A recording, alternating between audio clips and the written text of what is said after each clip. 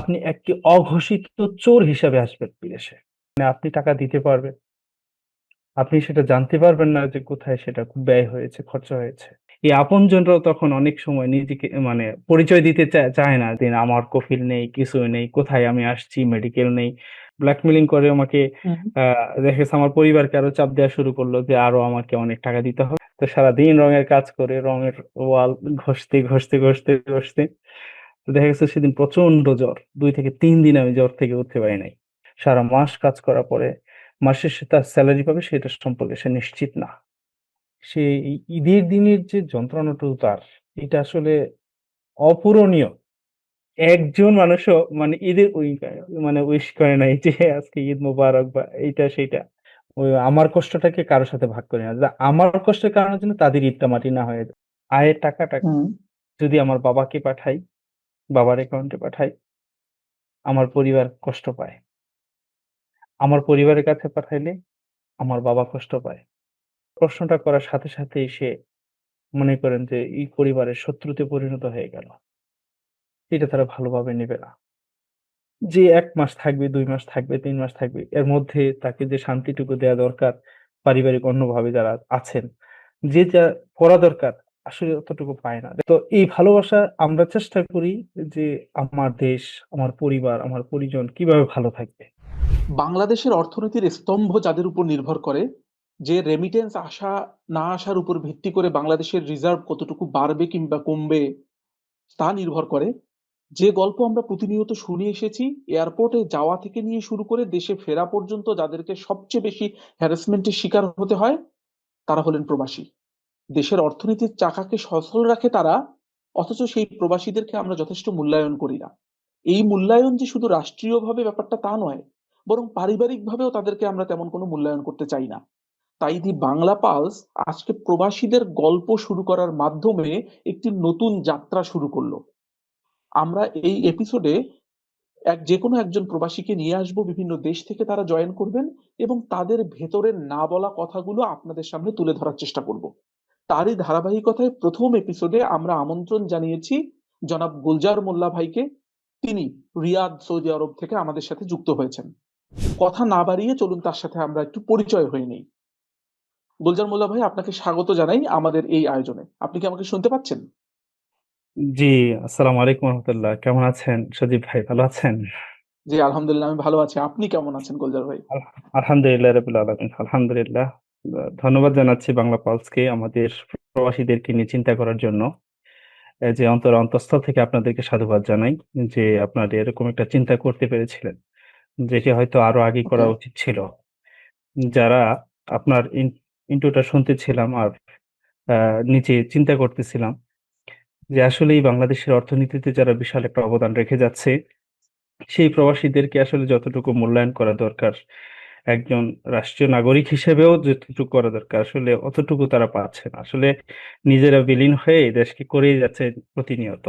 যাক, এরকম একটা চিন্তা করার জন্য আপনাকে ধন্যবাদ। ইনশাআল্লাহ আপনার সাথে কথা হবে হ্যাঁ, জি, পর্যায়ক্রমে আপনাকে ইনশাআল্লাহ। যুক্ত করতে জাযাকাল্লাহ পেরে খাইর। আমরাও খুব খুশি। দর্শক, আপনাদেরকে একটু বলে রাখি, আমরা এই এপিসোডে আলাপ করব মূলত যে কথাগুলো কেউ কখনো জানে না। একজন প্রবাসীদের জীবন কতটা কঠিন বাস্তবতার ভেতর দিয়ে যায়, কতটা কান্না ভেজা রাত তাদের যায়, এবং কত পরিস্থিতির ভেতর দিয়ে তারা হাসি মুখে সমস্ত চাপ সহ্য করে পরিবারের সাথে সঠিকভাবে কথা বলেন, যাতে পরিবার আহ মনের দিক থেকে ছোট হয়ে না যায়, পরিবার যাতে তাকে আবেগে আপ্লুত হয়ে না যায়, সে কারণে তারা সেই কান্না লুকিয়ে, সেই দুঃখ কষ্ট লুকিয়ে পরিবারের সঙ্গে কথা বলেন। আর তারপরে দেশের কিছু ব্যাপার তো রয়েছেই। আমরা তেমনি গল্প শোনার জন্য আজকে গুলজার ভাইকে এখানে আমন্ত্রণ জানিয়েছি। এবং গুলজার ভাই, বলে রাখা ভালো, গুলজার ভাই গাজীপুরের মানুষ এবং গাজীপুরের শ্রীপুরে ওনার বাড়ি। উনি জাতীয় বিশ্ববিদ্যালয় থেকে অনার্স করেছেন এবং মাস্টার্স করেছেন কারিগরি শিক্ষা বোর্ড থেকে, নেটওয়ার্কিং হার্ডওয়্যার এন্ড সফটওয়্যারের উপরে উনি ডিপ্লোমাও করেছেন। এবং পরবর্তীতে গুলজার মোল্লা ভাই 2012 সাল পর্যন্ত দেশে ছিলেন এবং তার পরবর্তী সময়ে উনি সৌদি আরবে যান এবং সেখানে ওনার কার্যক্রম শুরু করেন। এবং 2012 সাল থেকে শুরু করে আজকে 2026 পর্যন্ত উনি সেখানে কর্মরত রয়েছেন। বিভিন্ন ভাবে ওঠা নামা, চড়াই উতরাই, বন্ধুর পথ পেরিয়ে আজকে উনি এখানে এসেছেন। কিন্তু ওনার সেই ব্যাগে, ওনার মনের ভেতরে অন্তরে সেই এক যুগেরও বেশি সময়ের নানান কষ্ট এবং দুঃখের গল্প রয়ে গেছে, যেটা কেউ কখনো শুনতে চায়নি। হয়তো অনেক ক্ষেত্রে কাছের মানুষরাও জিজ্ঞেস করেনি কেমন আছেন। আমরা কথা না বাড়াই, আমরা গুলজার ভাইয়ের কাছ থেকে শুরু করি। গুলজার ভাই, আপনি জি। বলতে শুরু করেন যা আপনি বলতে চান। জি, আলহামদুলিল্লাহ। আলহামদুলিল্লাহ রাব্বিল আলামিন। আল্লাহকে শুকরিয়া জানাচ্ছি এই জন্য যে আজকে সুস্থতার সাথে আমি আপনার সাথে কথা বলতে পারছি সেজন্য। আলহামদুলিল্লাহ, প্রবাসে আসলে সর্বপ্রথম প্রবাসে আসার চিন্তা হয় কেন? এটা আমাদেরকে আগে জানা দরকার। আসলে আপনারা জানেন হুম। আমাদের দেশ হচ্ছে অনুন্নত একটা দেশ। আপনার চাহিদা অনুযায়ী যে প্রাপ্তিটা সেটা অনেকাংশে দেয়া যায় না বলেই মানুষ তখন চিন্তা হুম। করে যে দেশ থেকে বাহিরে যাওয়ার চিন্তা করে। এটা ওভারঅল চিন্তাটা আরকি আমি হুম। বলছি। আর আপনি জানেন বিশাল একটা বেকারত্বের গ্লানি বাংলাদেশে আছে। এটা আপনারা জানেন। এটা সবারই জানা থাকার কথা। তো এই হুম। বেকারত্বের গ্লানিটাকে অনেকে ঘোচানোর জন্যও বাহিরে পাড়ি জমায়। তো আসলে চাহিদা অনেক থাকে, যখন প্রাপ্তি কম হয় তখনই মানুষ এটা করে আরকি। অনেক প্রাপ্তির একটা স্বপ্ন বনে নিজের মধ্যে যে আমি একটু উন্নত জীবন যাপন করতে চাই বা আমার পরিবারকে সুখে রাখতে চাই। এই চিন্তা করে প্রবাসে পাড়ি জমায়। আর আপনি জানেন বিশেষ করে আমাদের দেশে মধ্যবিত্ত বা নিম্ন মধ্যবিত্ত ফ্যামিলির লোকগুলোই সবচেয়ে বেশি প্রবাসে ইয়া করে, আসা যাওয়া হুম। করে আরকি। তো আসলে এক পরিবারের জন্যই মানে নিজেকে অনেকাংশে আমি মনে করি প্রবাসে পাড়ি জমানো মানে হচ্ছে নিজেকে এক প্রকার কারাগারে নিক্ষিপ্ত করে দেয়া। এ আমি একেবারে মানে একেবারে শর্ট কথায় যদি বলতে হয়। তো এই চিন্তাটা করে কি জন্য? পরিবারকে ভালো রাখার জন্য। তারপরে জানেন বাংলাদেশে অনুন্নত একটা দেশ। এখানে প্রত্যেকটা রন্ধ্রে, রন্ধ্রে মানে যারা বিদেশে আসবে তাদের বিশাল একটা দালাল চক্র, এই মানে প্রত্যেকটা ক্ষেত্রেই আপনার মানে এটা মানে মসৃণ একটা পথ না, একটা ভঙ্গুর একটা পথ। ঠিক আছে? ভিসা প্রাপ্তি, আপনি ভিসা হলো, ভিসা হওয়ার পরে অর্থের যোগান, বিশাল একটা আপনি জানেন আ বিশেষ করে আমি আমার কথাটাই বলি। আমি যখন প্রবাসে আসবো তখন বিশেষ করে ২০১২ সালের দিকে সৌদি আরবের ভিসা বন্ধ ছিল। তো আমার বিদেশে আসাটাও ছিল এক প্রকার একটা কারণ আপনি জানেন আমি বাংলাদেশে একটা প্রতিষ্ঠিত কোম্পানিতে আইটি ইনচার্জ হিসেবে ছিলাম। তো জবটা খুব ছোট ছিল না, একেবারে মোটামুটি ভালোই ছিল, হুম। স্ট্যান্ডার্ড মানেরই ছিল। তো এরকম একটা চাকরি ছেড়ে দিয়ে আমাকে দেশে আ তৎকালীন সময় এবং সবকিছু মিলিয়ে খাপ খেতে পারতেছিলাম না বিধায় আমাকে প্রবাসে পাড়ি জমাতে হয়েছিল। তো দেখা গেছে আমি তো মধ্যবিত্ত ফ্যামিলির ছিলাম। যে আমাকে তখন আসতে প্রায় ৯ থেকে ১০ লক্ষ টাকা লেগেছিল সৌদি আরবে আসতে। তো এই টাকাটা জোগান দেওয়াটা কিন্তু প্রচুর পরিমাণে আমাকে কষ্ট করতে হয়েছে। আর আপনি জানেন আ সহযোগিতার হাতটা সবাই সবার জন্য বাড়িয়ে দেয় না। এইজন্য অনেক কষ্ট করতে হয়। আর বিশেষ করে এরকমও হয়েছে নিজেদের যারা অতি আপনজন, যারা অনেক মোটামুটি সমাজে প্রতিষ্ঠিত, এই আপনজনরাও তখন অনেক সময় নিজেকে মানে পরিচয় দিতে চায় না যে, না আমার যদি এখন আমি তার সাথে মিশতে যাই তাহলে আমাকে তাকে কিছু করে দিতে হবে। মানে রিয়েল ফ্যাক্ট হচ্ছে এটা এখন আমাদের। বাস্তবতা। তো একদম। তারপর তো হচ্ছে দালালের প্রতারণা, তো এটা আপনি জানেন কি পরিমাণে হয়। আজকে না কালকে, কালকে না পরশু মানুষ আপনি জানেন লোন করে, লোন করার পরে যখন ভিসা হবে, হচ্ছে, মেডিকেল হয়ে গেল, টিকিট হচ্ছে না। এরকম করে ১ মাস, ২ মাস, ৬ মাস যখন একটা মানুষ যখন এর মধ্যে পড়ে, পেরেশানির মধ্যে পড়ে, তখন কিন্তু আর তাকে মানে সে আর সুস্থ থাকতে পারে না। তখন দেশে থেকেই সে অসুস্থ হয়ে পড়ে এই চিন্তায়। যাই হোক আলহামদুলিল্লাহ অনেক কিছুর পরে আমরা পাড়ি জমাই, আসি, বিদেশে আসি। আসলে আসার পরে দেখা গেছে যে এই আমার যে বিশেষ করে আমাকে যিনি আনছেন সৌদি আরবে, আমি তার কথা আমার কথাটাই আমি বলতেছি। আনার পরে দেখা গেল যে আমার স্পন্সর হচ্ছে রিয়াদের। আমাকে নিয়ে যাওয়া হলো, যিনি দালাল তিনি নিয়ে গেলেন আমাকে এখান থেকে প্রায় ৯০০ কিলোমিটার দূরে। সেখানে নিয়ে আমাকে রাখতেছেন ১ দিন, ২ দিন, ৩ দিন, ৫ দিন। আমার কফিল নেই, কিছুই নেই। কোথায় আমি আসছি, মেডিকেল নেই। সব মানে সচরাচরই তো মানুষ চায় যে তার বৈধ কাগজপত্রগুলো কোথায় এটা জানার জন্য। আর মোটামুটি একটা লেভেলে থাকার কারণে তো আরেকটু চিন্তা ভাবনা বেশিটা ছিল আমার মধ্যে। তো আমাকে দালাল এক প্রকার ব্ল্যাকমেইলিং করে ফেললো। ব্ল্যাকমেইলিং করে আমাকে হুম। আ দেখা গেছে আমার পরিবারকে আরো চাপ দেয়া শুরু করলো যে আরো আমাকে অনেক টাকা দিতে হবে। দিলে হয়তোবা তার কাগজপত্র এটা করে দেব। অথচ তার সাথে সবকিছু কনট্যাক্ট ছিল যে আমার এর মধ্যেই আমাকে সবকিছু করে দিতে হবে। তো দীর্ঘ পদযাত্রার আসলে ওই শুরুটা ছিল আসলেই খুবই কঠিন। কঠিন থেকে ওকে। কঠিনতর। গুলজার ভাই, আমি এই জায়গাতে দর্শকদের জন্য একটু বলে নিতে চাই যে গুলজার ভাই, আপনি ৮ থেকে ১০ লক্ষ টাকা খরচ করে আপনি সৌদি আরবে গেলেন। রিয়াদে আপনার বন্দোবস্ত করবার কথা ছিল, যার মাধ্যমে আপনি গেছেন। যে আমি জি। মধ্যস্থতাকারী বলি বা দালাল বলি বা মিডলম্যান বলি, যেটাই বলি না কেন, আপনি গেলেন। যাওয়ার পরে ওখানে রিয়াদে আপনাকে না থেকে হাইল শহরে আপনাকে নিয়ে যাওয়া হলো, এবং জি। সেখানে গিয়ে আপনি থাকতেছেন, কিন্তু আপনার রিয়াদে ফেরার কোনো বন্দোবস্ত হচ্ছে না। মানে আপনি না, কোথায় থাকছেন, কি করছেন আপনি জানেন না। এবং একই সাথে এদিকে আবার ওই ওনারাই, ওই দালাল বলি বা ওই যার কথাই বলি না মধ্যস্থতাকারী। কেন, যার মাধ্যমে গিয়েছেন মধ্যস্থতাকারী, তিনি আপনার ফ্যামিলিকে আরো অতিরিক্ত টাকা মানে চাপ দেওয়া শুরু করলো, যেটা আবার আপনি জানতেন না, নাকি জি। জানতে জি। পেরেছেন? না, না, এই- এটা আমি জানতে পারি নাই। এটা জানতে পারি না, পরে জানতে পেরেছি। তখন তো মোবাইলে অতটা মা- ইয়া ছিল না। তো দেখা যোগাযোগটাও একটু ইয়া ছিল, কঠিন ছিল। তো যাই হোক, তারপরে দেখা গেছে যে আপনি জানেন একজন প্রবাসী দেশে যখন আসে তখন বাংলাদেশ থেকে কিন্তু খুব মানে অনেক পরিমাণ পয়সা কিন্তু সাথে করে নিয়ে আসতে পারে না, টাকা করে সাথে করে নিয়ে আসতে পারে না। তো স্বভাবতই সে তখন অসহায় হয়ে পড়ে, অন্যের উপর নির্ভরশীল হয়ে পড়ে অনেকটা। তো এরকম তো আমি যার সাথে রুম শেয়ার করি তখন আমার যার সাথে থাকতে দিল, তো তার কাছে কথা বলতে বলতে একটা সময় সে আমাকে বোঝার চেষ্টা করলো যে আসলে আপনি খুব সমস্যায় আছেন, তো কি করতে পারি।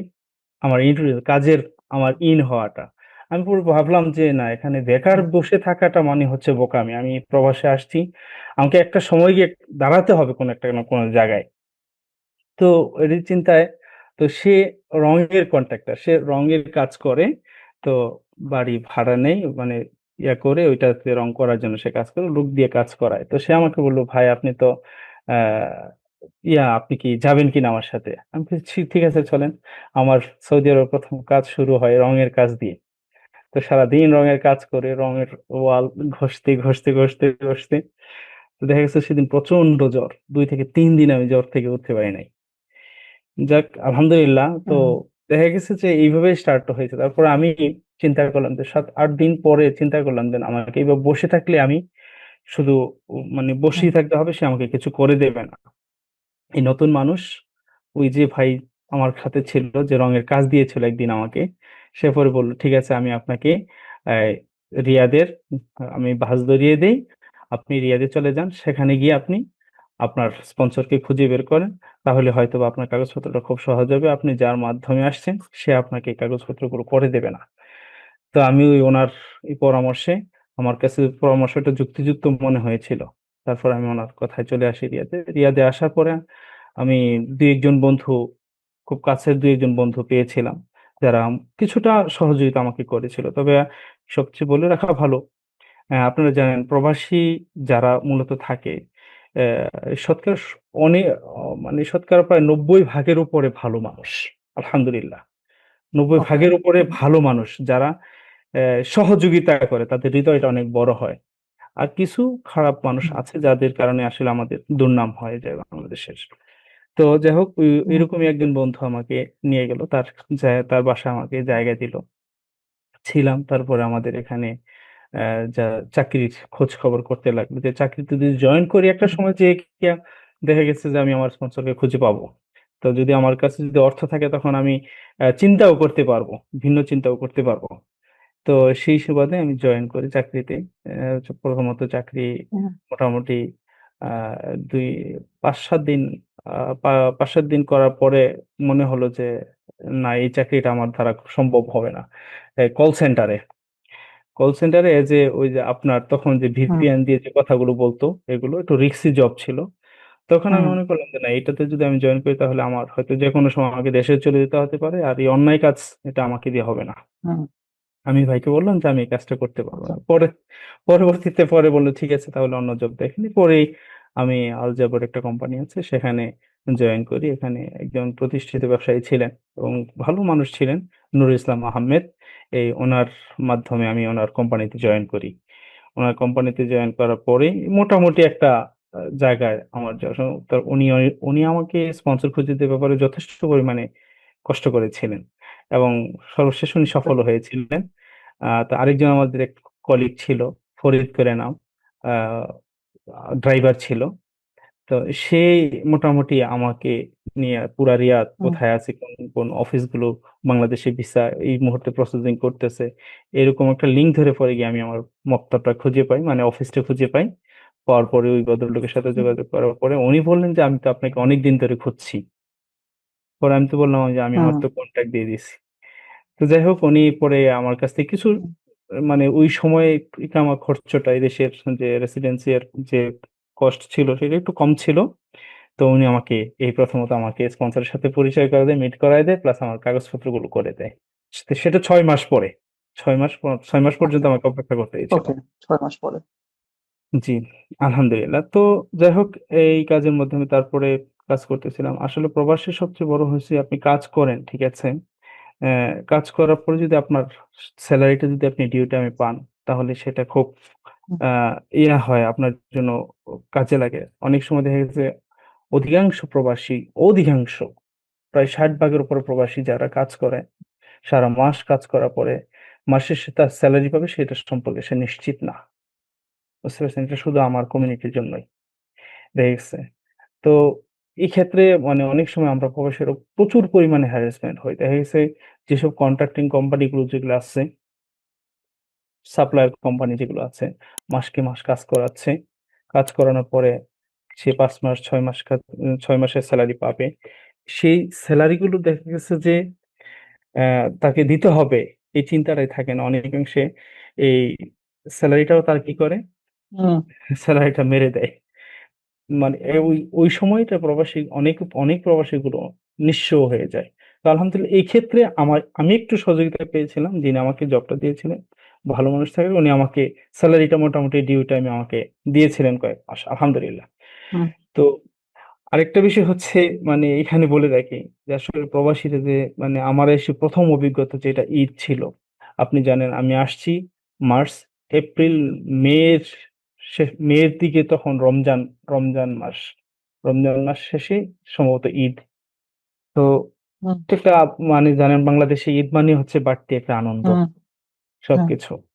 তো আমি প্রস্তুতি নিচ্ছি ঈদের জন্য, সবার জন্য মোটামুটি আমার কাছে যা টাকা পয়সা ছিল পরিবারের জন্য পাঠিয়ে দিলাম ঈদ করার জন্য।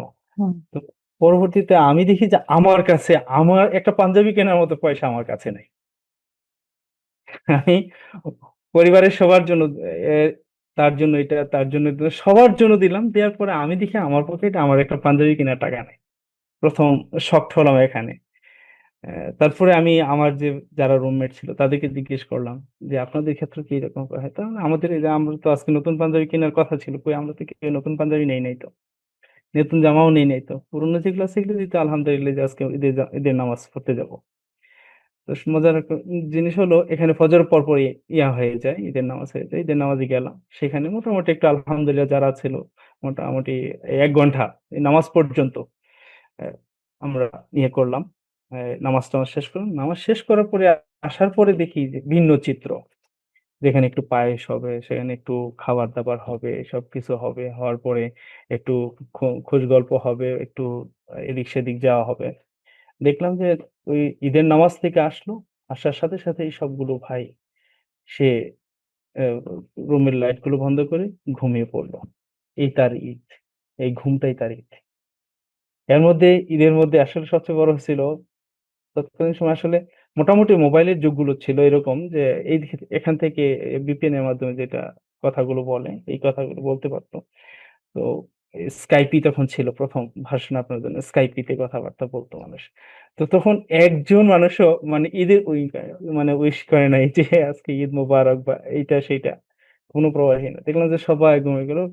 সেই জোহরের নামাজ, আসরের নামাজ, মাগরিবের নামাজ, এই মাগরিবের পরে একটু বের হয়ে এই একটু খাবার-দাবার খেয়ে সে বসে রইল। তারপরের দিন বাংলাদেশে ঈদ হবে। ওই তাদের খোঁজ খবর তারা নিচ্ছে। আমরা বাংলাদেশে যারা ঈদ করবে তার পরের দিন, তাদের খোঁজ খবর কেমনে কি কিছু কিনলো কি কিনলো না। এই সমস্ত বিষয়গুলো আমরা জিজ্ঞেস করি। কিন্তু প্রবাসে সে আজকে কি খাইলো, সে কি রান্না করলো, সে কি করতেছে, সে কি পড়তেছে, এই ব্যাপারে আসলেই একেবারে আমরা নিতান্তই খুব কা মানে কৃপণতা করি বাংলাদেশে যারা গুলজার অবস্থান ভাই, করে। আমি একটু আপনাকে থামাচ্ছি। দর্শক আসলে গুলজার ভাই হয়তো কথাগুলো খুব স্বাভাবিকভাবে অনেক ক্ষেত্রে ঈদের সময় ঢাকা শহর থেকে শুধু বাড়িতে না, মানে তাদের যে কষ্টের মুহূর্তটা চলে আর কি, তো সেখানেই আমরা অনেক ক্ষেত্রে পেরে উঠি না যে আমাদের মন কান্না করতে শুরু করে, আমরা থাকতে পারি না সেখানে, বাবা মা কান্না করে সেখানে, একটা বিদেশ বিভুঁইয়ে সেই মুহূর্তগুলো আসলে বর্ণনা করবার মতো নয়, যেটা বললেন গুলজার মোল্লা ভাই।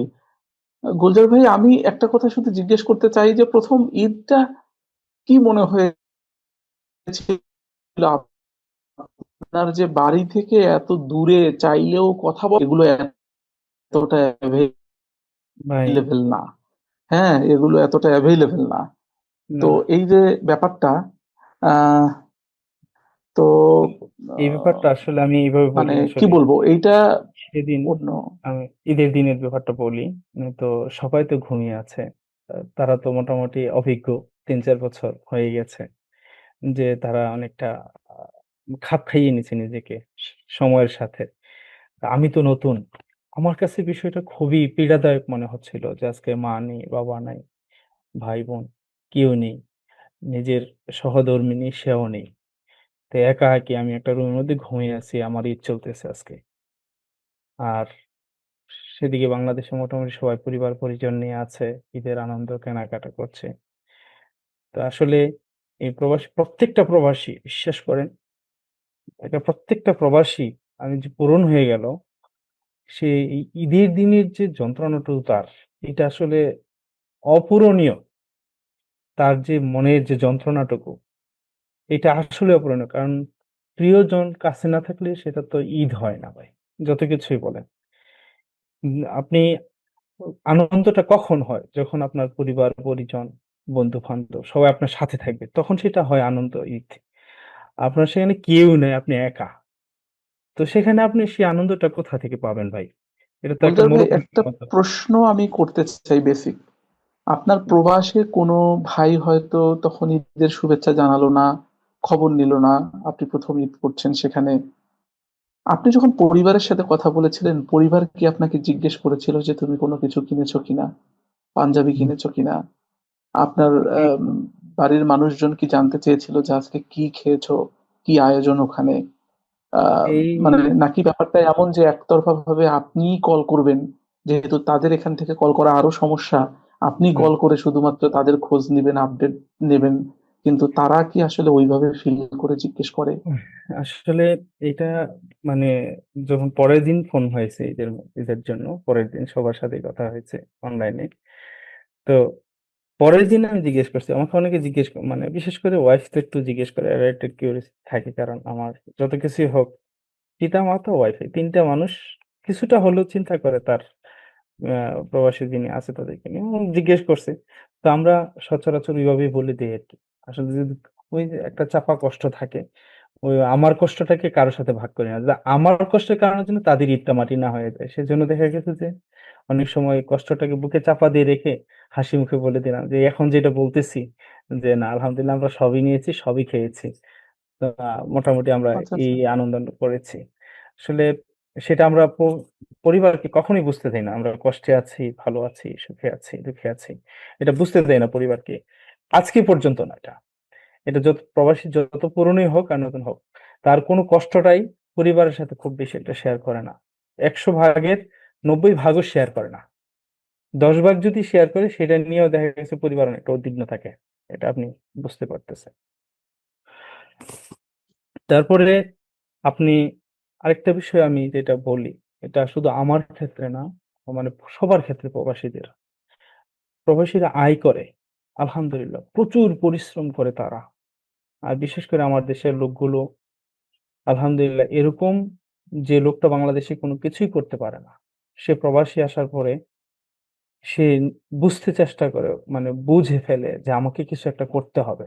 নতুবা আমার পরিবার ভালো থাকবে না। তখন সে তার সামনে যেকোনো কাজ পাবে, সেই কাজটা সে সাদরে গ্রহণ করে। একজন ক্লিনার আপনি চিন্তা করেন। সে যে কাজগুলো করে, এই কাজগুলো সচরাচর বাংলাদেশী আপনি বলেন তো কোনো মানুষ করবে কিনা? যারা আমাদের দেশে যারা ক্লিনিং সেকশনে কাজ করে, আপনি তাদের অবস্থা দেখেন, ওরা কোন শ্রেণীর? আর এখানে নিম্ন মধ্যবিত্তরা আসে, আসার পরে কিন্তু আ ওই কাজগুলা তারা যে ওই কাজগুলো তারা সাদরে করে ফেলতেছে। এবং আপনি আরো অবাক হবেন। এখানে দেখা গেছে যে অনেক সময় যারা এই সেকশনে কাজ করতেছে যখন আমরা জিজ্ঞেস করি, "ভাই আপনি কি অবস্থা? পরিবার কি খবর?" পরিবার ভালো আছে, পড়াশোনা কতটুকু করছেন? অনেকে বলে আমি intermediate pass, degree pass, SSC pass. তো হুম, এই ভাইটাও মানে একে পরিবারের চিন্তা করে, পরিবারের কথা চিন্তা করে সেই নিম্নমানের কাজ মানে ক্লিনিং সেকশনের কাজটাও করতেও হুম, সে কখনো কষ্ট বোধ করে না। নিজে কষ্ট অনুভব করে না। আমি এরকম করে জিজ্ঞেস করেছি, "ভাই আপনি তো আলহামদুলিল্লাহ ভালো একটা জব করার কথা ছিল, করতে পারতেন। তো আপনি তো সেটা করছেন না। আপনি এই কাজ করছেন। আপনার কাছে কেমন লাগে?" কই, "ভাই আমার এটা করতে হবে। না করলে আমার হুম, পরিবার ভালো থাকবে না।" আসলে মূলত পরিবারকে হুম, মানে ভালোবাসে বলেই সে এইসব বিসর্জনগুলো দিয়ে যায়, কোরবানিগুলো করে যায়। আমার একটা অভিজ্ঞতা সরাসরি বাস্তব একটা অভিজ্ঞতা আমি বলি। এটা আমি মানে নেব না। মানে ওই আ আমি আমার ক্রেডিট নিব না। সেখানে আমাদের আমি যেখানে কাজ করি সেখানে একজন ক্লিনার আ আসছে। আ অনেকদিন হয় কাজ করতেছে। তো আমি একদিন তার চেহারা, তার চলাফেরা, তার কথাবার্তা সবকিছু আমাকে দেখে একটু অন্যরকম লাগতেছে। অথচ সে ক্লিনার। আমি তাকে ডাক দিয়ে বললাম, "ভাই তুমি কেমন আছো? কি অবস্থা? কি করো? কোথায় বাড়ি?" উনি বলল, সব বিস্তারিত বলল। বলল যে, "আমি পড়াশোনা কতটুকু করছে?" সে বলল যে, "আমি মাস্টার ডিগ্রি পাস।" সে মাস্টার ডিগ্রি পাস। সে ক্লিনিং সেকশনে গেছে। আমি বলছি, "তুমি এই কাজে কেন আসলা?" সে পরে বলল যে, "ভাইয়া আমি তো অনুপায়। এখন আমি যদি এই কাজটা না করি তাহলে আমাকেও না খেয়ে থাকতে হবে, আমার পরিবারও না খেয়ে থাকতে হবে। আমি এতগুলো টাকা লোন নিয়ে আসছি। সেই লোনের বোঝা আমার পরিবারের মাথায়। দেখা গেছে যে আমার পরিবার নিঃস্ব হয়ে যাবে যদি আমি এই কাজগুলো না করি। তাহলে পরিবার উঠে যাওয়া মানে হচ্ছে আমার দেশ উঠে যাওয়া ভাই। মূলত পরিবারের জন্য প্রবাসীরা কাজ করে না। একটা প্রবাসী একটা পরিবার ভালো আছে মানে দেশ ভালো আছে। ওই পরিবারটা আমার যদি প্রত্যেকটা পরিবার যদি ভালো থাকে তাহলেই তো দেশ ভালো হয়। দেশ সলভেন্ট। তো পরিবার নিয়ে শুধু চিন্তা করে না প্রবাসীরা। তো তারপরে আমি বললাম যে, "ভাই ঠিক আছে। তোমার যোগ্যতার আলোকে আমরা চেষ্টা করব। দেখি কোন জবের আলহামদুলিল্লাহ দীর্ঘ ৩ মাস অপেক্ষার পরে তার জন্য ভালো একটা জব পেয়েছে। এখন আলহামদুলিল্লাহ সে সলভেন্ট ভালো আছে। তো একদম এই গুলজার ভাই ক্ষেত্রটা উঠে আমার আসছে। কিছু জি, আমার কিছু কঠিন প্রশ্ন আছে। কঠিন প্রশ্ন বলেন। যাবার আগে আমি একটু আম দর্শকদের উদ্দেশ্যে বলে নিতে চাই। দর্শক আসলে আ অনেক কথা আছে। প্রবাসীদের জীবনের অনেক ভেতরের অনেক গল্প আছে। যেগুলো আমরা কখনো এক্সপ্লোরই করিনি। আমরা এট লিস্ট তার গল্পটা শুনতেও চাইনি। আমরা একতরফাভাবে শুধুমাত্র আমাদের কথা বলে গিয়েছি। যে কথাটা গুলজার ভাই বললেন যে, "পরিবার ভালো থাকলেই দেশ ভালো থাকবে।" এবং উনি শুরুতেই কথা বলেছিলেন একটা যে যারা প্রবাসে যায় তারা মূলত কারাগারে যায়। এই কথাটা আজকে এক যুগেরও বেশি সময় প্রবাসে থাকার পর গুলজার ভাইয়ের উপলব্ধি। মানে সেই কথাটা হয়তো আমরা অনেকে কল্পনাও করি না, চিন্তাও করি না যে ব্যাপারটা কি দাঁড়াচ্ছে। এরকম অনেক কথা নিয়ে এবং প্রবাসীদের অনেক কঠিন সিচুয়েশন নিয়ে এবং সেই সিচুয়েশন গুলোতে তাদের অশ্রুসিক্ত নয়ন এবং কি করণীয় হতে পারে এটার উপরে একটা বই আছে। সে বইটি হলো প্রবাসীদের অশ্রুসিক্ত নয়ন। এটা লেখক মোহাম্মদ আব্দুল হাকিম। তিনি নিজেও একজন প্রবাসী এবং এই বইটি কোথায় পাওয়া যাবে, কিভাবে পাওয়া যাবে সেটা আমরা ডেসক্রিপশনে দিয়ে দিব। এই প্রবাসীদের অশ্রুসিক্ত নয়ন এবং করণীয় এই বইটা যারা প্রবাসে যেতে চান এবং যারা প্রবাসে আছেন তারাও এই বইটা সংগ্রহ করতে পারেন এবং পড়তে পারেন। আমি এই বইতেই আমি খুব গুরুত্বপূর্ণ একটা পয়েন্ট পড়েছিলাম গুলজার ভাই। সেটি হলো যে জি, প্রবাসীরা বিদেশেও প্রবাসী, দেশেও প্রবাসী। এই কথাটা জি, এই বইতে লেখা ছিল। গুলজার একদম। ভাই আপনি মানে এটা আমার কাছেও আমার বাস্তবতা তাই মনে হয় যে জি, আমি প্রবাসীরা দেশে এসে ২ মাস থাকলেও আমরা সে গল্প শুনি যে বাবা মারাও বাবা মা আত্মীয় স্বজন সবাই ঠেলতে শুরু করে যে কবে যাবে, কবে যাবি? কবে যাবেন? মানে এটা খুব অদ্ভুত লাগে। আমরা যখন ইউনিভার্সিটি থেকে বাড়িতে যেতাম, মানুষ হঠাৎ করে যখন অনেকদিন পর আমাদেরকে দেখতো, দেখার পরে জিজ্ঞেস করতো যে, "কবে যাবা?" তো আমার কাছে খুবই অবাক লাগতো। অনেকে এটাও জিজ্ঞেস করতো না যে, "কবে আসছো?" ডিরেক্ট জিজ্ঞেস করতো, "কবে যাবা?"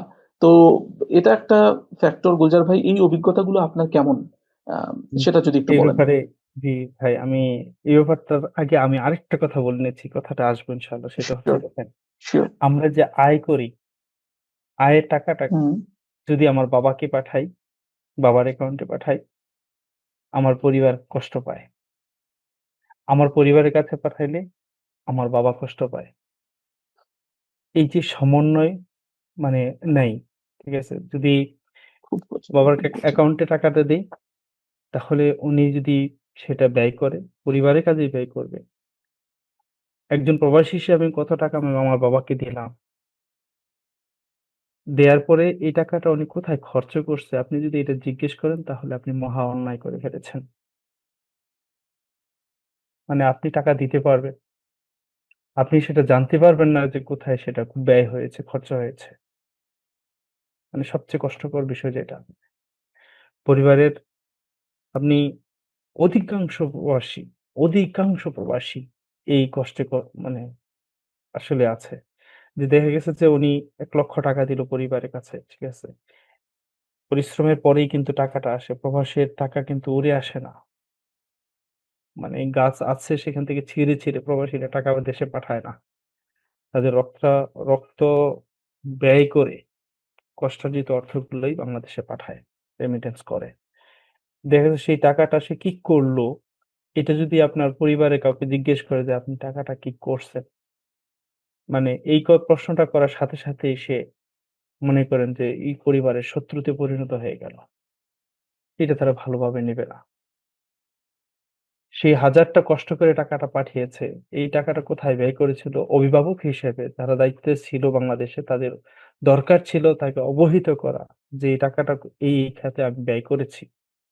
এই যে একজন প্রবাসী জানতে মানে যদি জানে যে তার টাকাটা এই খাতে অর্থ ব্যয় হচ্ছে, খেয়ে ফেলছে, পুরা টাকাটাই খেয়ে ফেলছে সমস্যা নাই। এই খাতে আমি খাইছি টাকাটা। এটাও যদি জানে তারপর প্রবাসীর একটা সান্ত্বনা থাকে যে হ্যাঁ, ঠিক আছে আমার টাকাগুলো এখানে ব্যয় হচ্ছে। আপনি সেটাও যদি না জানেন, আপনি এই কষ্ট কোথায় রাখবেন? এটা আমার ব্যক্তিগত জীবন হয়েছে। এটা আমার ব্যক্তিগত জীবনে উপলব্ধ। তারপরে আরেকটা বিষয় সবচেয়ে মারাত্মক বিষয় যেটা হচ্ছে, আপনি যখনই প্রবাসে আসবেন, তখনই আপনি একটি অঘোষিত চোর হিসাবে আসবেন বিদেশে। এখন বলতে পারেন ব্যাখ্যাটা কি? কেমন? অঘোষিত চোর হচ্ছে এটা। আপনি আপনার স্ত্রীকে ৳১ ও দেননি। আপনার পিতামাতা সে চিন্তা করে নেবে যে হ্যাঁ, আপনি একটা বিশাল একটা অংশ আপনার স্ত্রীকে দিচ্ছেন নিজের টাকা নিজে ব্যাংকে জমা রাখার জন্য। ঠিক আছে? অথবা বলবে যে নিজের পরিবার বলবে যে আপনি আপনার শ্বশুরের অ্যাকাউন্টে টাকা দিচ্ছেন, ওইখানে আপনি ব্যাংক ব্যালেন্স করছেন, পরিবারকে কোনো কিছুই দিচ্ছেন না। শ্বশুর-শাশুড়ি বলবে যে সমস্ত টাকা বাবার অ্যাকাউন্টে দিচ্ছে, দেয়া এই পরিবারটা আমার মেয়ের জীবনটাকে নষ্ট করে দিচ্ছে, ধ্বংস করে দিচ্ছে। মেয়েও নাই, মেয়ের জামাইও নাই, টাকাও নাই। আপনি বুঝতে পারছেন উভয় সংকটে হচ্ছে প্রবাসীরা। এইজন্য মানে যখনই একজন প্রবাসী বিদেশে আসবে, কারাগারে মানে কারাগারে তো প্রথমত ঢুকে ১, দ্বিতীয়ত সে অঘোষিত বা একটা চোর হিসেবে আসে। চোর কিভাবে? এই যেভাবে যে চুরি করে বউকে টাকা দেয়। চুরি করে শ্বশুরকে টাকা দেয়। শ্বশুর বলবে হচ্ছে পুরা টাকাটাই পরিবারকে দিয়ে দিচ্ছে, দিয়ে আমার মেয়ের জীবনটাকে শেষ করে দিচ্ছে। আপনি বুঝতে পারছেন কি একটা সংকটের মধ্যে প্রবাসীরা অবস্থান করছে। এটা গেল একটা। আরেকটা যেটা আমাদের ভাই যেটা বললেন, আমাদের এই বইটা বিশেষ করে প্রবাসীদের অস্ত্রসিক্ত নয়ন এই বইটা আমি পড়েছি। বেশ কয়েকবার পড়েছি।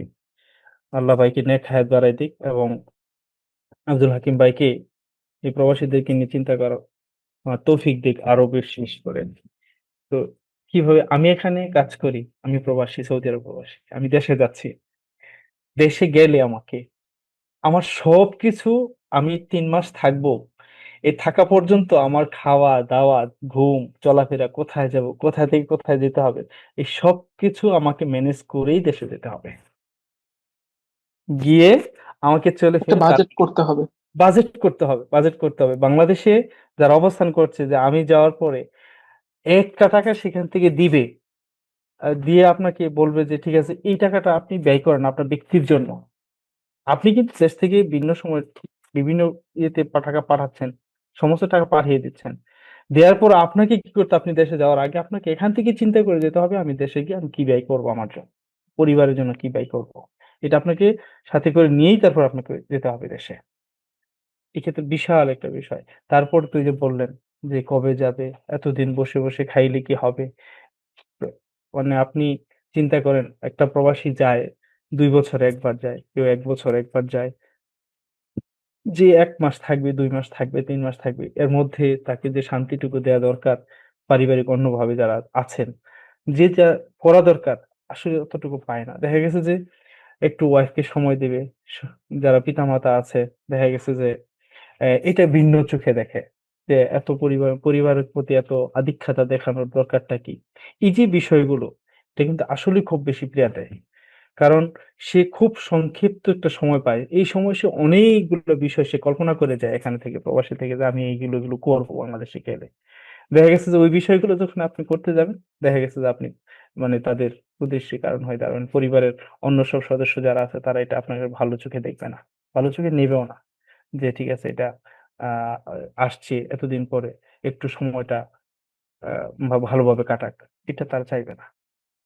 এইগুলা হচ্ছে আর মানে সবচেয়ে বড় যে বিষয়টা হচ্ছে প্রবাসীদের যেটা সবচেয়ে বড় কষ্টের যে বিষয়, মানে আমি যেটা আপনাকে হৃদয় দিয়ে উপলব্ধি করে আমি আমার ভাষা দিয়ে আপনাকে বোঝাতে পারব না। সেটা হচ্ছে যখন আমার মেয়ে, আমার ছেলে যখন বলে যে, "বাবা আমি তোমার কাছে যেতে চাই, তোমার কোলে উঠতে চাই। আমি তোমার কোলে উঠতে চাই। হুম। মানে আমি তোমার কাছে যেতে চাই। আমি তোমার সাথে ঘুরতে চাই।"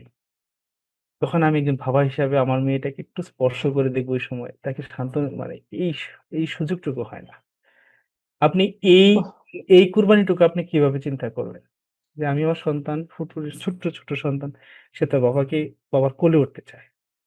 যে আমি বাবা তোমার কোলে উঠতে চাই।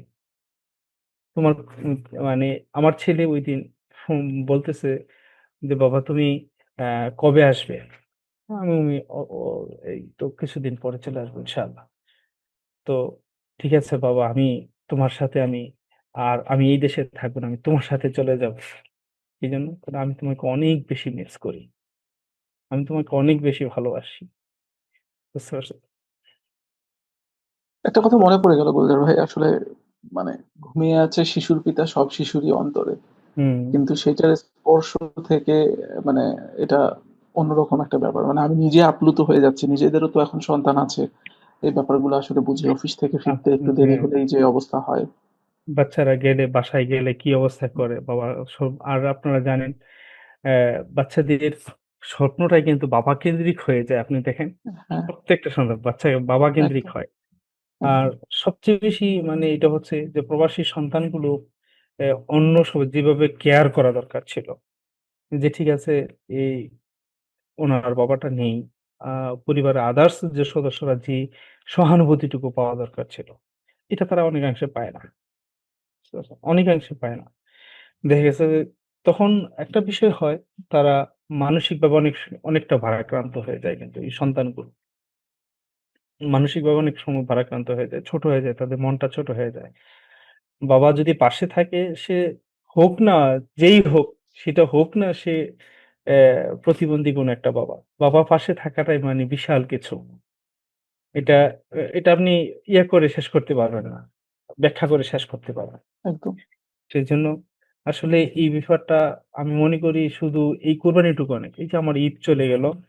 আমি আমার একটা বাচ্চাকে মানে একটু স্বাভাবিক যে আদরটুকু করে সেটাও আপনি করতে পারলেন না। তার কপালে একটা চুমু খাওয়া দরকার ছিল সেটাও আপনি করতে পারলেন না। সে যাচ্ছে বাস এটুকুই। সে নতুন জামা পড়ছে, ঈদের মসজিদে যাচ্ছে, ঈদের জামাতে যাচ্ছে। আপনি এইটুকু একটা ছোট্ট একটা ক্লিপ দেখলেন, এতে আপনার এই তৃপ্তিটুকু নিয়ে প্রবাসীরা বেঁচে আছে।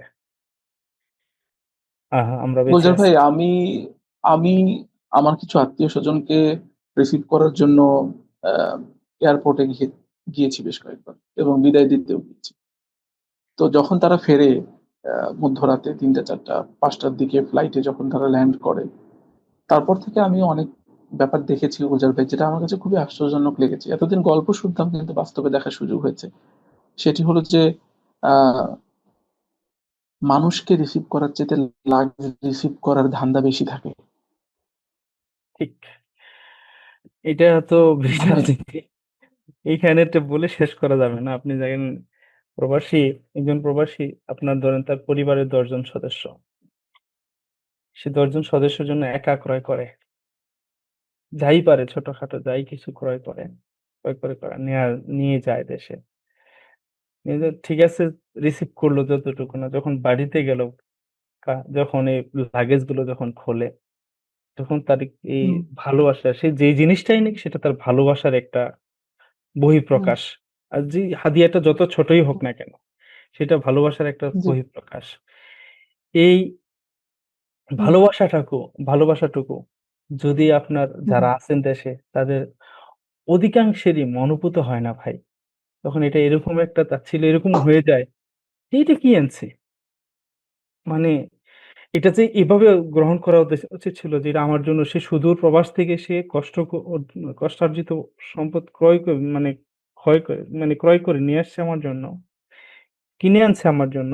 আমি জিনিসটা সাদরে গ্রহণ করি। গ্রহণ করে আমি তাকে উৎসাহিত করি। বিশ্বাস করেন শতকরা ৮০ ভাগ মানুষ এটাকে নিরুৎসাহিত করে। নিরুৎসাহিত করে। মানে এত পরিমাণে কষ্ট দেয়, তখন ওই উপহারগুলো যেটা ভালোবাসার রং মাখায় সে কিনছিল, তখন সেটা তার বেদনায় পরিণত হয়। তার ঘুমগুলো নষ্ট করে দেয় সেই রাতের। আপনি বিশ্বাস করবেন না। এই বিষয়টা এটা অসংখ্যবারে আমার জীবনে ঘটছে। আমার জীবনেও ঘটছে। আমি দর্শকদেরকে একটু মানে চিন্তা করতে বলি যে আসলে প্রবাসে যে মানুষটা এত কষ্ট করে এইরকম একটা সিচুয়েশনে প্রত্যেকের কথা মনে করে করে তার পকেটের শেষ টাকাটুকু দিয়ে তিনি একটা কিছু কিনলেন, বাড়িতে আসার পর হয়তো সে বলছে এটা তার পছন্দ হয় না, এটা কি আনছে, মানে এইটা ওই প্রবাসীকে বা যে কোনো মানুষকে এটা কি পরিমাণ বেদনা দিতে পারে বা কি পরিমাণ কষ্ট দিতে পারে, এটা যারা এই সিচুয়েশনে পড়েন নাই তারা আসলে এই ব্যাপারটা বুঝতে পারবেন না, কোনো দিক থেকে বুঝতে পারবেন না। আজকে যে গুলজার ভাই এই কথাগুলো বলছে, প্রায় এক যুগেরও বেশি সময়, 13 বছর উনি, 13-14 বছরের কাছাকাছি উনি আহ ইয়েতে থেকে, প্রবাসে থেকে উনি এই কথাগুলো যে একটা কনক্লুশন ড্র করছেন, এটা খুব বাস্তবতা। এই বাস্তবতাকে অবজ্ঞা করবার সুযোগ নাই।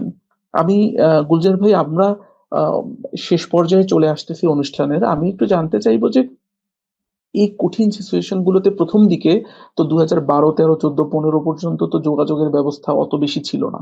আমরা 17 বা 18-র পর থেকে হয়তো অ্যাভেলেবেল, আমরা ইমোতে যোগাযোগ করি, হোয়াটসঅ্যাপ করি, বা আমরা মেসেঞ্জারে কথা বলি। এটা একটা সুবিধা হলো, ইন্টারনেট চলে আসলো সব জায়গাতে। এর আগের যে যোগাযোগ ব্যবস্থা, যেখানে কিনা টাইম মিনিট ক্যালকুলেশন করে এত টাকা খরচ হয়ে যাচ্ছে, এভাবে আমরা কথা বলতাম।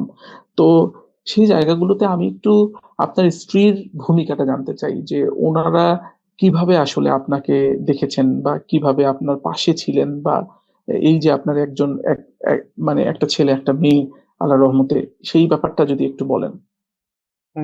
আমার আলহামদুলিল্লাহ আমার ১ম সন্তান আসে ২০১৬ সালে। হুম, এর আগে আমার সন্তান ছিল না। তো শুধু ওয়াইফ ছিল। তো দীর্ঘ সময় আমাকে আল্লাহ সন্তান দেননি। এরকম ২০০০ ওকে। আপনি জানেন ২০০৬ সালে আমি বিয়ে করেছি। ২০০৬ থেকে ২০১৬ ১০ বছর আমাকে আল্লাহ সন্তান দেন। তো এই ১৬ সালের আগ পর্যন্ত আসলে দেখা গেছে যে তখন আমাদের গ্রামের বাড়িতে সে থাকতো। কারণ আমি চলে আসছি এখানে, সে শহরে থাকাটা তার পক্ষে পসিবল ছিল না। সে গ্রামের বাড়িতে থাকতো। আমার গ্রামের বাড়ি থেকে শহরে আসতে হতো তাকে কথা বলার জন্য। শহরে এসে দেখা গেছে যে ২০ মিনিট কথা বলতো। ২০ মিনিট কথা বললে তাকে ৳৫০০ দিতে হতো তখন। ২০ মিনিট কথা বলতো তখন Skype তে। ৳৫০০ দিতে হতো। তো দেখা গেছে এটা সপ্তাহে ১ দিন হতো তখন। ওই যেদিন কথাটা বলতাম, যেদিন দেখা হতো সবার সাথে, কথাবার্তা হতো, ওই দিনটা মনে হতো যে এই যে আজকে আমার মানে খুশির দিন। নিজের মধ্যে একটা মনের ঢেউ খেলতো যে না আজকে আমি আমার ওই পরিবার দিনই আপনার ঈদ আসলে। ওই দিনটাই আমার ঈদ। যেদিন আমি আমার পরিবারকে দেখতে পারবো, একটু কথাবার্তা বলতে পারবো, কেমন আছে, কি আসে বিষয়টা। আসলে ওইগুলা আসলে বিশাল একটা মানে আ অভিব্যক্তি। যাক আলহামদুলিল্লাহ এখন তো মোটামুটি সবকিছু এভেইলেবল হয়ে গেছে। এখন আ সবসময় যোগাযোগের মধ্যে থাকে। তবে আমি যে বিষয়টা আমি একটু মানে বলতে চাই সেটা প্রবাসীরা আমরা অনেক ক্ষেত্রে ভাই আ সাফারার। আপনি দেখেন আমরা যদি কোন সমস্যায় পড়ি প্রবাসে, এই সমস্যাগুলো যেভাবে সলভ করা দরকার, বিশেষ করে আমাদের গভর্নমেন্টের পক্ষ থেকে যে ধরনের যতটুকু পাওয়া দরকার, সাপোর্ট পাওয়া দরকার, এই সাপোর্ট গুলো আমরা পাই না এম্বাসি থেকে। অনেকাংশেই পাই না। দেখা গেছে আমাদের পাসপোর্ট প্রাপ্তি, আমি আমার একটা কথা বলি, আমি বাংলাদেশে গিয়েছিলাম। ২০১৫ সালে আমার একটা পাসপোর্ট সমস্যা হয়ে গিয়েছিল। তো ডিপ্লোমেসিতে আমার ডুপ্লিকেট হয়েছিল ফিঙ্গারটা। এই ফিঙ্গার ডুপ্লিকেট হওয়ার কারণে আমার পাসপোর্টটা দিতে তারা গড়িমসি করতেছিল। যে আমার প্রবাসে মানে আমার ভিসার মেয়াদ শেষ হয়ে যাচ্ছে, আমি আসতে পারবো কি আসতে পারবো না। এরকম একটা অনিশ্চয়তার মধ্যে আমাকে ফেলে দিয়েছিল। দেওয়ার পরে অনেক স্ট্রাগল করে বিশাল একটা অ্যামাউন্ট দিয়ে, টাকা-পয়সা দিয়ে তারপর আমাকে সেটাকে বের করে আসতে হয়েছিল। এই হ্যারাসমেন্ট গুলো একজন প্রবাসী হিসেবে আমি তৎকালীন যে দায়িত্বরত ছিলেন যিনি পাসপোর্ট অফিসে সে আগারগাঁওয়ে আমি গিয়েছিলাম। আমি বলেছিলাম যে, "এই হ্যারাসমেন্ট গুলো যদি আপনারা না করতেন, আমার এই দেশ আজকে যেখানে দাঁড়িয়ে আছে সেখান থেকে আরো ১০০ বছর আগায় যেত। যদি আজকে খালি আপনারা এই হ্যারাসমেন্ট গুলো যদি বন্ধ করে দিতেন।" আপনি সেটা কি আমি ডুপ্লিকেসি দিছি আমি আমার এটা তো হিডেন করি নাই। আমাকে পরবর্তীতে যেটা দিছেন সেই পাসপোর্টের আলোকে আমি সেটা করতে গেছি। এটা আপনি শুধু জাস্ট সিম্পলি নিলে এটা হয়ে যেত। কিন্তু সেটাও আপনি করলেন না। দেখা গেছে আমাকে বিশাল একটা অ্যামাউন্ট অর্থদণ্ড দিয়ে তারপর আমাকে সেটা করতে হয়েছে। এই ক্ষেত্রে একটা। তারপরে দেখা গেছে যে আমরা স্ট্রাগল করি ভাই। বিশ্বাস করেন এই মানে যতগুলো বাংলাদেশী প্রবাসী বহির্বিশ্বে অবস্থান করতেছে, আমার সাথে সবাই একমত হবে। আমরা সবাই বাংলাদেশকে ভালোবাসি এবং কলিজা দিয়ে ভালোবাসি। আমাদের ভালোবাসার ওজন মনে হয় কোনো পাল্লা দিয়ে শেষ করতে পারবে না। তো এই ভালোবাসা আমরা চেষ্টা করি যে আমার দেশ, আমার পরিবার, আমার পরিজন কিভাবে ভালো থাকবে। তো এই ভালো থাকার মানুষগুলো দেশকে নিয়ে এত চিন্তা যারা করে, তাদের এই যে আপনার ১ম যে আমাদের এয়ারপোর্টের যে রিসিপশন, আমাদের এয়ারপোর্টের যে কাজ কর্মকাণ্ড, এটা প্রায়শই প্রতিবন্ধী। এত কথা হওয়ার পরে, এত আলোচনা হওয়ার পরে, এত সমালোচনা হওয়ার পরে, এই বিষয়গুলো আমরা এখনো উতরাইতে পারি নাই। তাহলে আমাদের এই আলোচনা, এই সমালোচনা, এই চিন্তা চেতনা, এই ভাবনা আমাদের ফায়দাটা কি? আসলে আমরা প্রবাসীরা তখনই ভালো থাকবো যদি আমাদের দেশের মানুষগুলো ভালো থাকে। আমরা আমাদের ভালোটা চাই না। তারপর আপনি জানেন আমি হসপিটালে জব করি। হসপিটালে জব করার কারণে আপনি জানেন এখানে আমরা একজন প্রবাসী কত কষ্টের পরে সে টাকাটা পাঠায়। হুম, হুম, সে এমন দেখেছে ওর দীর্ঘদিন সে অসুস্থ। দীর্ঘদিন অসুস্থ। সে হুম, ৳১ থেকে ৳২০০ যদি খরচ করে তার স্বাস্থ্যের উন্নতি হবে। তো স্বাস্থ্যটা ভালো হয়ে যাবে। এই ৳১-৳২০০ সে তার ব্যক্তির জন্য সে ব্যয় করে না ভাই। এই টাকাটাও সে দেশে পাঠিয়ে দেয় পরিবারের সুখের জন্য। বুঝতে পারছেন? হাতের আঙ্গুল কেটে ফেলছে। হাতের আঙ্গুল কেটে গেছে। কিন্তু মানে কেটে গেছে। আঙ্গুলটা কেটে ফেলতে হবে। এই আঙ্গুলটাকে আর কাটার জন্য আপনার কিছু টাকা লাগবে। খুব বেশি টাকা লাগবে না। দেখেছি এই আঙ্গুলটুকু কাটাতে যে টাকাটা লাগবে সে চিন্তা করতেছে এই টাকাটা যেহেতু আমার পরিবার রয়েছে, আমার ছেলেটা তো এখানে ভর্তি হইছে। আমার ছেলেটাকে আ সেখানে টাকাগুলো প্রয়োজন। সে এটাকে মানে এভাবে রেখে দিয়ে দেখা গেছে টাকাটা তার দেশে পাঠিয়ে দিছে। বাস্তব আমার সামনেই ঘটনাগুলো হয়েছে। এই প্রবাসীরা আসলে তখনই আসলে সুখে থাকে যখন শোনে যে আমার পরিবারটা ভালো আছে। আমার অর্থগুলো যেখানে গেছে অর্থগুলো সুন্দরভাবে পরিচালনা হচ্ছে। আর আপনি এখন যেটা ভয়াবহ ব্যাধি হিসেবে আমাদের সামনে আসছে সেটা যে আমরা যে টাকাগুলো প্রবাসীরা আমাদের পরিবারের কাছে পাঠাই, অধিকাংশ যে বিষয়গুলো যেগুলো ঘটছে পরকীয়ার জন্য গঠিত যেসব বিষয়গুলো ঘটছে এটা খুবই দুঃসহ বেদনাদায়ক। আপনি বিশ্বাস করেন একজন প্রবাসী সারা জীবনের কষ্টার্জিত টাকাগুলো নিয়ে উনি আরেকজনের পথ ধরে চলে যাচ্ছেন। এটা উনি উনার বিবেক দিয়ে কি কখনো চিন্তা করছেন? করেন নাই। আমার মনে হয় করেন নাই। তারপরে দেখা গেছে যে বাবার নামে টাকাগুলো পাঠাইছে। সারা জীবন টাকা পাঠানোর পরে সেই টাকাগুলো দিয়ে সম্পদ করছে। দেখা গেছে যে সেখানে সেই প্রবাসীর অংশটুকুই নাই।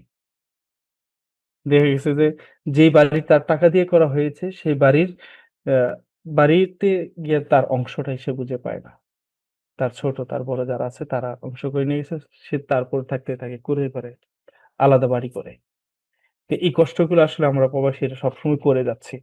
আসলে অ্যা মানে ওই যে বলছি যে প্রবাসীদেরকে এরকম মনে হয় যেন তারা অন্য কোনো গ্রহের কোনো একজন মানুষ। এই গ্রহের কেউ না। একদম। ঠিক আছে? তো আমরা আসলে তখনই মানে কষ্ট পাই আরকি। যে যখন আমাদের সাথে সুবিচার করা হয় না। আমাদের সাথে আসলে সুবিচার করা দরকার। এই যে দেশের, হুম, পরিবারের, সরকারের সবার। বিশেষ করে আমি এই বিষয়টা করি। আর আরেকটা বিষয় হচ্ছে আমি সেই ১ম থেকে শুরু করে অ্যা দীর্ঘ একটা আপনি জানেন প্রায় ১ যুগ হয়ে গেছে। নিজের মধ্যে বিনিয়োগ করেছিলাম। বিশাল একটা ধরা খেয়েছি। তখন হার্ট স্ট্রোক করার মতো হয়ে গিয়েছিল। আমি আমার পরিবারকে জানতেও দেইনি আমি কি করেছি। কত টাকা আমি এখানে ক্ষতিগ্রস্ত হয়েছি, না বলে আমি আস্তে, আস্তে নিজেকে আবার সামলিয়ে সামনে এগোনোর চেষ্টা করেছি। অধিকাংশ প্রবাসীর জীবনে এই ঘটনাগুলো নিত্যনৈমিত্তিক ঘটতেছে। তারা তাদের এই কষ্টগুলো তার পরিবারের সাথে কখনোই শেয়ার করে না ভাই। আরেকটা যে বিষয়, সর্বশেষ যে বিষয়টা শেষ করে ফেলবো। যদি এই কষ্টগুলো করেই তারা আস্তে, আস্তে, আস্তে, আস্তে একে, একে আলহামদুলিল্লাহ তারা একটা সাফল্যের পর্যায়ে যায়। তো পর্যায়ে যাওয়ার পরে সে নিঃস্বার্থভাবে করে যায়। দেশে যাওয়ার পরে যে বিষয়টা হয় যে যদি একসাথে সে চলে যায়, তার জন্য পরিবারের পক্ষ থেকে একটা সুন্দর সাথে সে যদি সলভেন্ট ভাবে চলতে পারে, একটা কাজ তৈরি করে রাখা, তার একটা ব্যবসা-বাণিজ্য অথবা তার জন্য এমন কোনো কিছু করে রাখা যাতে সে সেটাকে অবলম্বন করে সে তার জীবনটা শেষ করতে পারে। সেটা আমি আহ্বান রাখবো আমাদের বাংলাদেশের যারা আছেন পরিবার-পরিজন তাদেরকে, যে প্রত্যেকটা প্রবাসীর জন্য যেন প্রত্যেকে নিজের নিজ জায়গা থেকে যেন চিন্তা করে।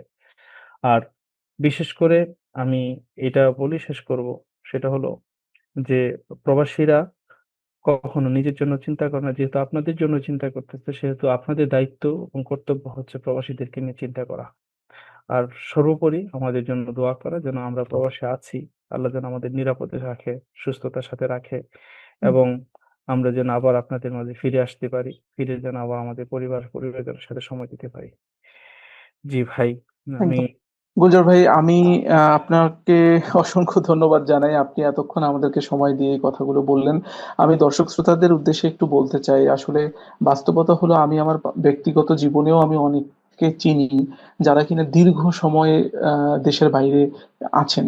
কিন্তু দেশে ওনারা আসছেন নিয়মিত বিরতিতে, এসে কিছুদিন থাকছেন আবার চলে যাচ্ছেন। তো অনেক বয়সও হয়ে গেছে। আমি দেশে আসতে বললে অনেক ক্ষেত্রে হয়তো বা আমরা যখন কাছের মানুষেরা বলি, অনেক ক্ষেত্রে হয়তো আসার সুযোগ হয় না। আবার কেউ মানে সত্যিকার অর্থে আমার কাছে মনে হয় হয়তো আসতেও চান না। কেননা কারণ যে সিস্টেমের ভেতর দিয়ে উনি গেছেন বা যে কষ্টের ভেতর দিয়ে গেছেন, দেশের ভেতরে হয়তো সেটা তিনি খাপ খাওয়াতে পারবেন না। হয়তোবা তিনি যে আশা নিয়ে এটা করেছিলেন বা পরিবার পরিজনকে যা উন্নত করার চেষ্টা করেছিলেন, ভালো জীবনযাপনে রাখার চেষ্টা করেছিলেন, সেটাও হয়তো সেই মাপের হয়নি জন্যে উনি, আমি মনে করি ওনার কান্না লুকোতেই উনি আবার ফেরত যান এবং সেই ব্যাপারগুলো উনি কাউকে কখনো বলেন না।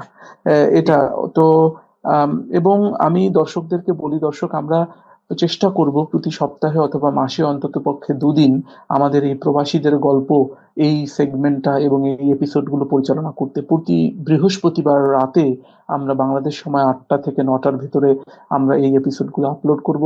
আপনাদের মনে অনেক কথা আছে, অনেক গল্প আছে, অনেক কান্না লুকোনো আছে।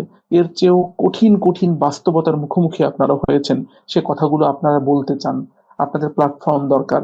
আমরা দি বাংলা পালস আপনাদেরকে সেই সুযোগটা দিতে চাই। ডেসক্রিপশনে দেয়া আমাদের হোয়াটসঅ্যাপ নাম্বারে আপনারা যোগাযোগ করবেন এবং আম, সেই যোগাযোগ করে আপনার কথা আমাদেরকে জানাতে পারেন। আর যে কথা বলেছি, যদি প্রবাসীদের অশ্রুসিক্ত নয়ন, আব্দুল হাকিম ভাইয়ের যে লেখা বইটা, সে বইটার লিঙ্কও আপনারা সেই ডেসক্রিপশন বক্সে পেয়ে যাবেন। এবং আস্তে আস্তে আমরা প্রবাসীদের এই কথাগুলো তুলে ধরতে চাই। গোলজার মোল্লা ভাই আমাদের সাথে এতক্ষণ যুক্ত ছিলেন সৌদি আরবের রিয়াদ থেকে। উনি গাজীপুরের মানুষ, গাজীপুরের শ্রীপুরে ওনার বাড়ি এবং ব্যক্তিগত জীবনে ওনার বাবা মা এখনো বেঁচে রয়েছেন এবং এক কন্যা এবং এক আহ ছেলে সন্তানের জনক তিনি। তাদের জন্য শুভকামনা থাকলো। গুলজার মোল্লা ভাই, আপনি একদম শেষ মুহূর্তে ১ মিনিটে যদি কিছু বলতে চান আমাদের দর্শকদের উদ্দেশ্যে এবং আপনার শেষ কথা যদি থেকে থাকে। জি আলহামদুলিল্লাহ। আসলে আমি দেশবাসীর প্রতি এটা আহ্বান রাখবো যে প্রত্যেকটা প্রবাসী আপনাদের সন্তান, প্রত্যেকটা প্রবাসী আপনাদেরই পরিবার পরিজনের অংশ। তাদের যে অর্জিত যে অর্থ, সে অর্থটাকে আপনারা তার কল্যাণে, পরিবারের কল্যাণে আপনারা কাজে লাগাবেন। তাকে প্রতারিত করবেন না। সে যাতে তার দীর্ঘ এই সফর শেষে যেন বাংলাদেশে গিয়ে যেন সুন্দরভাবে জীবনটা অতিবাহিত করতে পারে। এই ব্যাপারে আপনারা উদ্যোগ নেবেন। এই আশা রেখে আমি আমার কথা শেষ করছি। ওমা তাওফিক ইল্লা বিল্লাহ। আসসালামু আলাইকুম ওয়া রাহমাতুল্লাহ। ধন্যবাদ সবাইকে। ধন্যবাদ গুলজার মোল্লা ভাই। আমরা আজকের অনুষ্ঠান এখানেই শেষ করছি। যারা আমাদেরকে দেখছেন তারা কমেন্ট করে আপনার মন্তব্য জানাতে পারেন এবং সাবস্ক্রাইব করে আমাদেরকে আরো বড় হওয়ার সুযোগ দিন এবং আমাদের ব্যাপারে গঠনমূলক সমালোচনাও আপনারা জানাতে পারেন কমেন্টে এবং আমাদেরকে মেইলও করতে পারেন। সবকিছু ডেসক্রিপশন বক্সে দেওয়া থাকবে। ভালো থাকুন, সুস্থ থাকুন। আগামী এপিসোডে আরো নতুন কোনো অতিথিকে নিয়ে, নতুন কোনো গল্প নিয়ে আপনাদের সামনে হাজির হবো ইনশাল্লাহ। আসসালামু আলাইকুম, ধন্যবাদ সবাইকে।